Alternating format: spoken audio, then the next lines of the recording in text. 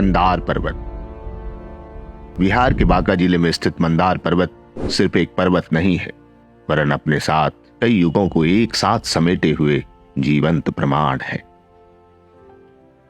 कविता की कुछ पंक्तियां हैं। चाहे बात चित्र की हो या चरित्र की, चाहे बात कर्ता की हो या कृत्य की, राम भी हैं, राम सेतु भी हैं, और यहां अग्नि को शुद्ध करती हर घर में सीता है। भारत वर्षों में नहीं बताया जाता, भारत युगों में जीता है, भारत युगों में जीता है। भारत का इतिहास वर्षों में नहीं समेटा जा सकता है, यह युगों का इतिहास है, और इसी युगों के इतिहास का एक जीवित प्रमाण है बिहार के बांका में स्थित मंदार पर्वत। पुराणों में 7 प्रमुख पर्वतों को कुल पर्वत की संज्ञा दी गई है, जिनमें मंदराचल, मलय, हिमालय, गंधमादन, कैलाश, निषद और सुमेरु के नाम शामिल है।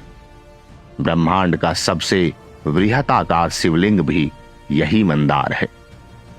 धर्म ग्रंथों के अनुसार एक बार महर्षि दुर्वासा के श्राप के कारण स्वर्गलोक शक्ति, ऐश्वर्य, धन और वैभव आदि से हीन हो गया था। तब सभी देवता भगवान विष्णु के पास गए। भगवान विष्णु ने फिर उन्हें असुरों के साथ मिलकर समुद्र मंथन करने का उपाय बताया। उन्होंने कहा कि समुद्र मंथन से अमृत निकलेगा, जिसे ग्रहण कर देवतागण अमर हो सकेंगे। एक मान्यता यह भी है कि दैत्यराज बलि का साम्राज्य तीनों लोकों पर हो गया था। इंद्र सहित देवतागण उससे भयभीत रहते थे। इस परिस्थिति में देवताओं की शक्ति बढ़ाने के लिए भगवान विष्णु ने देवताओं को सलाह दी कि आप लोग असुरों से दोस्ती कर लें और उनकी मदद से क्षीर सागर को मथ कर उसे अमृत निकालकर उसका पान कर लें।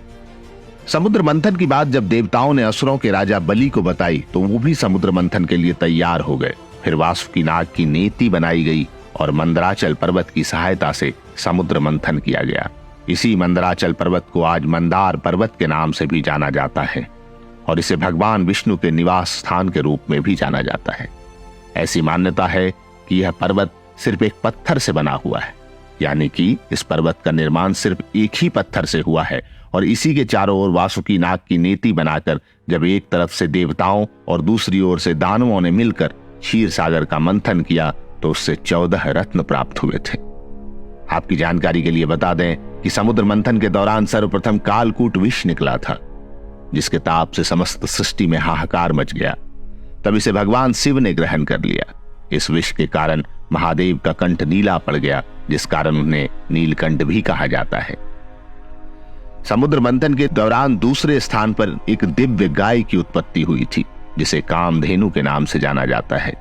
समुद्र मंथन के दौरान उत्पन्न हुए सफेद रंग के घोड़े को घोड़ों का राजा उच्चश्रवा कहा जाता है। इसे असुरों के राजा बलि ने अपने पास रख लिया था। एक सफेद रंग का हाथी ऐरावत, जिसके 4 दांत थे और जिस हाथी की चमक को कैलाश पर्वत से भी अधिक बताया जाता है, इसी समुद्र मंथन से प्रकट हुआ था। इसे देवराज इंद्र ने अपना वाहन बनाया। समुद्र मंथन में 5वें क्रम पर कौस्तुभ मणि उत्पन्न हुई, जिसे भगवान विष्णु ने अपने हृदय पर धारण कर लिया। इच्छा पूर्ति वाला एक दिव्य वृक्ष कल्प वृक्ष, रंभा राम की एक अप्सरा, धन की देवी माता लक्ष्मी, चंद्रमा, मदिरा, परिजात पुष्प, पांचजन्य शंख भी इसी मंथन से निकले थे। समुद्र मंथन में सबसे अंत में भगवान धन्वंतरी अपने हाथों में अमृत कलश लेकर निकले थे और यही अमृत कलश इस समुद्र मंथन का 14वां रत्न भी था। इसके निकलते ही देव दानवों में इसे ग्रहण करने के लिए होड़ मच गई और अंत में भगवान विष्णु ने देवताओं को अमृत पिलाकर उन्हें अमर कर दिया। मंदार पर्वत से संबंधित एक और मान्यता है कि चिरकाल में मधु और कैटभ नामक 2 दैत्य थे जो आसुरी प्रवृत्ति के थे। इनके अत्याचार और दुस्साहस से तीनों लोकों में हाहाकार मच गया।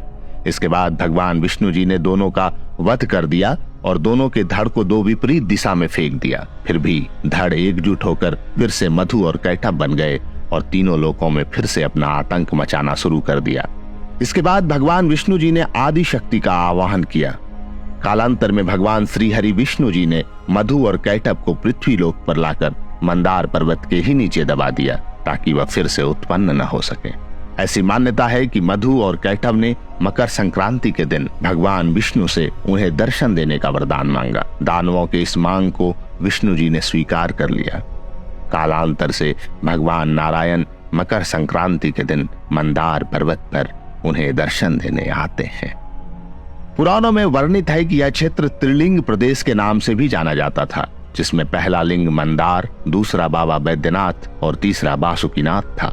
मंदार पर्वत के ऊपरी शिखर पर विष्णु मंदिर है और बगल में जैन मंदिर भी है।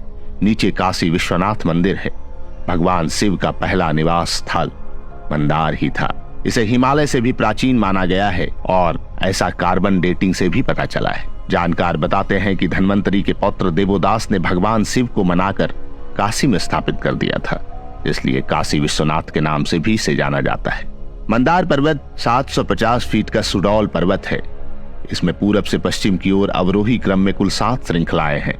पर्वत के नीचे पूरब की ओर एक पापहरणी नामक सरोवर है, जिसका निर्माण 7वीं सदी के उत्तर गुप्तकालीन शासक राजा आतिथ्य सेन की धर्मपत्नी रानी कोण देवी ने अपने पति की चर्म व्याधि से मुक्ति उपरांत कराई थी। इसके शीर्ष पर भगवान मधुसूदन, मध्य में सिद्ध सेनानी कामचारिणी, महालक्ष्मी, महाकाली और महासरस्वती के साथ पाद में गणेश की अवस्थिति है। पर्वत पर दुर्गम ऋषि कुंड और गुफाएं हैं, जिसमें सप्तर्षियों का निवास है। इस पर्वत पर आरोहण के लिए सीढ़ियां बनाई गई है। मध्य पर्वत स्थित भगवान नरसिंह गुफा तक जाने के लिए 300 से अधिक सीढ़ियां बनी हुई हैं। इस सीढ़ी का निर्माण मौर्य काल के राजा उग्र भैरव ने कराया था।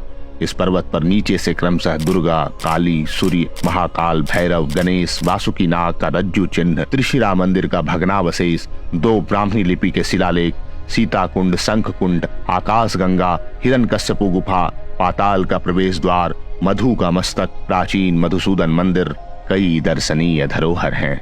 बौद्ध और सपा धर्म का भी यह तीर्थ स्थल है। जैन धर्म के भगवान वासुपूज्य का निवास स्थल मंदार पर्वत माना जाता है।